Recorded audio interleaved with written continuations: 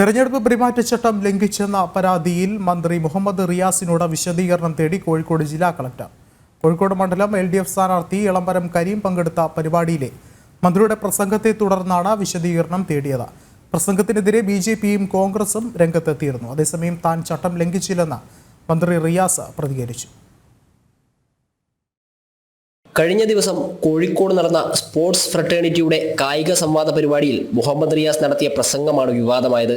കോഴിക്കോട് നല്ല രാജ്യാന്തര സ്റ്റേഡിയം യാഥാർത്ഥ്യമാക്കാൻ ഇടതു സർക്കാർ നിശ്ചയിച്ച വിവരം സന്തോഷത്തോടെ അറിയിക്കുകയാണ് എന്നാണ് മന്ത്രി പ്രസംഗിച്ചത്.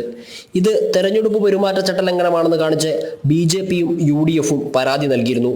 തുടർന്നാണ് ജില്ലാ തെരഞ്ഞെടുപ്പ് ഓഫീസർ കൂടിയായ കളക്ടർ മന്ത്രിയോട് വിശദീകരണം തേടിയത്. ഒരാഴ്ചക്കകം മറുപടി നൽകണമെന്നാണ് ആവശ്യം. നഗ്നമായിട്ടുള്ള തെരഞ്ഞെടുപ്പ് പെരുമാറ്റച്ചട്ട ലംഘനമാണ് നടത്തിയിട്ടുള്ളത്. മന്ത്രി എന്നുള്ളതിലേക്ക് അദ്ദേഹത്തിന്റെ പദവി ദുരുപയോഗപ്പെടുത്തിക്കൊണ്ട് വാഗ്ദാനങ്ങൾ നൽകി എന്നുള്ളതാണ് ഒരു പ്രധാനപ്പെട്ട കാര്യം.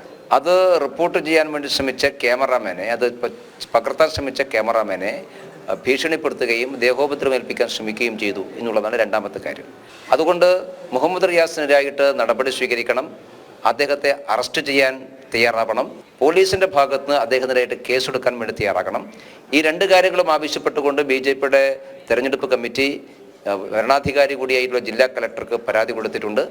അതേസമയം മന്ത്രിയുടെ പ്രസംഗം ചിത്രീകരിച്ച തെരഞ്ഞെടുപ്പ് കമ്മീഷന്റെ വീഡിയോഗ്രാഫറെ കോഴിക്കോട്ടെ LDF സ്ഥാനാർത്ഥി എളമരം കരീം സ്റ്റേജിൽ നിന്നും മാറ്റുന്ന ദൃശ്യങ്ങൾ പുറത്തുവന്നു. തെരഞ്ഞെടുപ്പ് നിരീക്ഷക സംഘത്തിലെ വീഡിയോഗ്രാഫറെയാണ് എളമരം കരീം ഇടപെട്ട് മാറ്റിയത്.